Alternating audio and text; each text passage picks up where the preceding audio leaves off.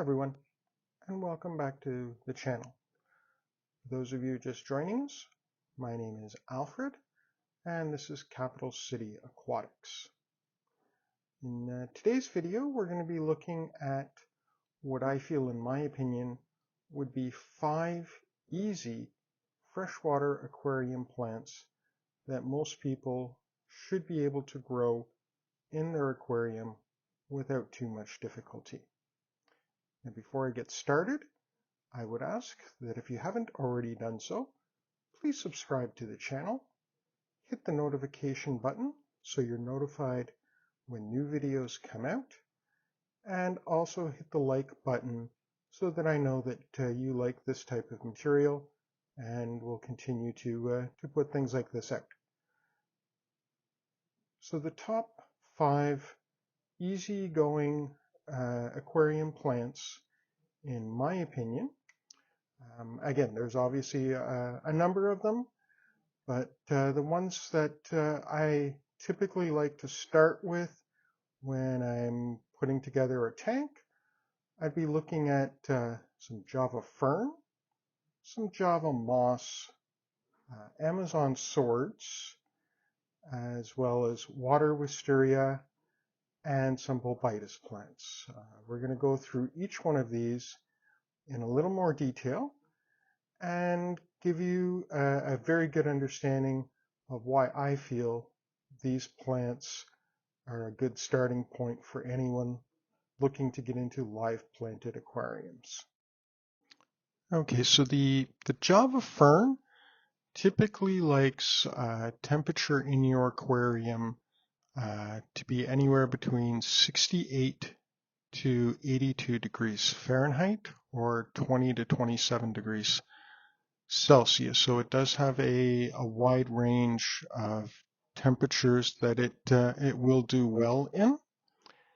As for a pH for your tank, typically, again, it has a wide range of anywhere between 6 to 7.5. And for lighting, this plant will grow well under low to medium light, and there is no immediate need to have a CO2 injection in your aquarium for this plant to grow. It is obviously quite a hardy plant, and the Java Fern, it's a rhizome plant. So what that means is that you don't bury the roots. You can attach it to decorations in your aquarium. So if you have a rock in there, or some driftwood, or even some other decorations that you would have picked up from your local fish store, you can simply tie those down with some fishing line, or you can glue them right to hardscaped with aquarium approved glue. And because you're not putting the Java Fern directly into your substrate, you're going to want to use a liquid fertilizer to provide this plant with the nutrients it needs to grow. I would definitely recommend an all-in-one fertilizer. There are a number of good ones out there, any of which would certainly help with the growth of this plant. Now, as far as propagating this plant is concerned, it again is quite easy. What you would simply do is go to the rhizome where the leaves are growing out, and with a sharp pair of scissors, you would just cut that rhizome area. To separate it, you take the new piece that you've cut off, and you can then simply attach that to a new piece of your hardscaped into your aquarium, and it will continue to grow. Adult leaves can also sprout baby plants, which will then release from the leaf and float around in your tank. At that point, you can take those babies and do the same. Simply attach those to hardscaped in your tank, and they will grow a new plant and continue to flourish that way. Okay, next we'll take a look at water wisteria. Again, this is a fairly easy plant to care for. Now, unlike Java fern, which is a slower growing plant, this is a very fast growing plant. It can reach up to 20 inches tall, and its water conditions for temperature, you're looking at anything between 70 to 82 degrees Fahrenheit. At pH, you're looking at 6.5 to 7.5, so it gives you a wide range there. For lighting, this is a moderate to high light plant, so you are going to have a good lighting system to ensure that this plant does well. And this is a stem plant, so you're going to want to make sure that the plant is put into nutrient-rich substrate so that it can develop a healthy root system. And once that is established, the plant is, as I mentioned, quite a fast-growing plant, and it provides beautiful greens for you, and it's a great backdrop for mid-ground or background for your fish. Another good thing with regards to water wisteria is if you wanted to use it as a floating plant, let's say you have some fish that have just given birth and you want to protect the fry, it can be used as a floating plant, and it does do quite well in this regards as well, providing shade and cover for any fry that you might have in the tank. Now, in order to propagate this plant, what you could simply do is cut the stem again with a sharp pair of scissors and simply plant the fresh cutting into your nutrient-rich substrate, and then the plant will start to develop roots and it will continue to grow in this regard, providing you with a number of beautiful stems for your backdrop for your aquarium. All right, next we'll take a quick look at the Amazon sword plant. This is a plant that has been in the hobby for many years, and there's a very good reason why. It's a very hardy plant, provides good cover for any aquatic life that you might have in your aquariums, and it provides a nice pop of green to your tank. The growth rate on this plant, I would say, under my mild to moderate lighting is it's a moderate growth rate. I have easily seen these plants reach anywhere between 14 to 16 inches tall, so it can get quite tall. Minimum tank I would recommend for a plant of this size would be 10 gallons. You're probably better with something a little bigger, but it can work in a 10-gallon tank.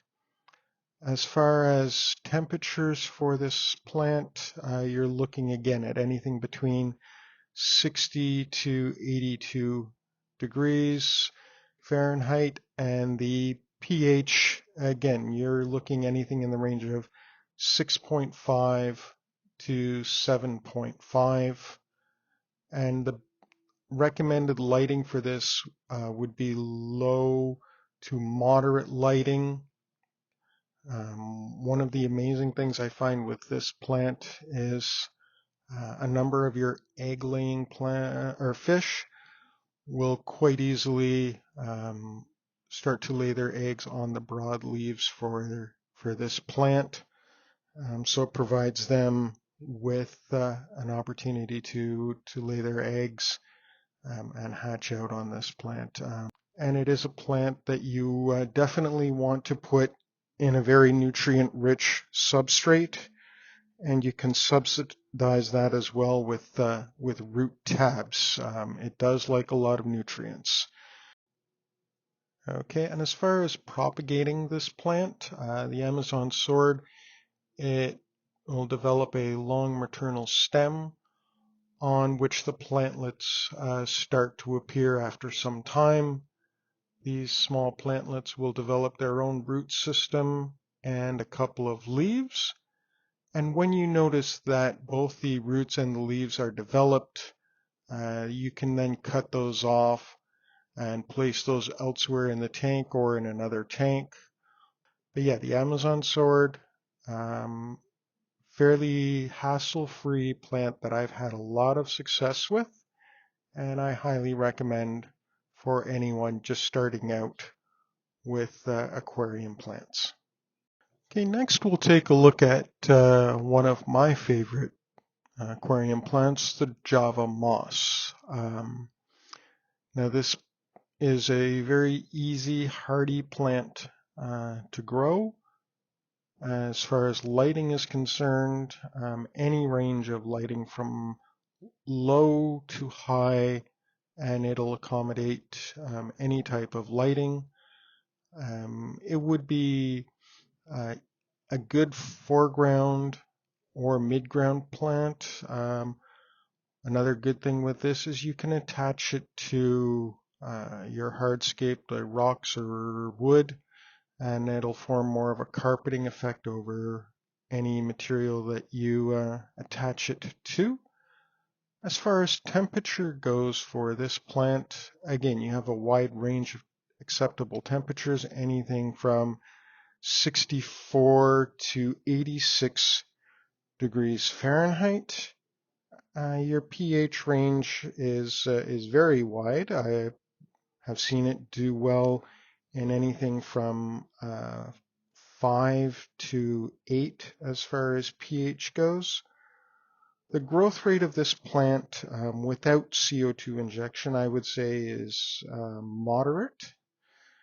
And it is definitely a plant that you're going to want to add aquarium fertilizer to. Again, you want to stick with an all-in-one fertilizer for this, and weekly dosings under moderate light, and you should have a great deal of success with this plant. Another thing too, this plant works well in breeding tanks. This plant provides the fry with an excellent opportunity to hide. It provides them with food because the microorganisms that are on the Java moss, they'll go in and they'll eat all of that. It's definitely a good beginner plant for all of these reasons, and one that I would highly recommend. The last plant we're going to look at in this group is Bulbitis. Bulbitis is another name for it is the African water fern, and this plant again is not a very demanding plant, and it can grow in less than ideal conditions. Now for temperature for this plant, we're looking at anything between 74 to 84 degrees Fahrenheit. I would easily recommend moderate to higher lighting. It does require a bit more light. Your pH levels comfortable in anything between 6 to 7.5. And there's no special substrate required for this. Similar to your Java fern, this plant is something that you're going to want to attach to either driftwood, rocks, or any other decorative things that you have in your tank. You simply just tie it off and it will start to grow. Fertilizers, again, liquid fertilizers, your all-in-one, and this plant will absorb the nutrients it requires from there.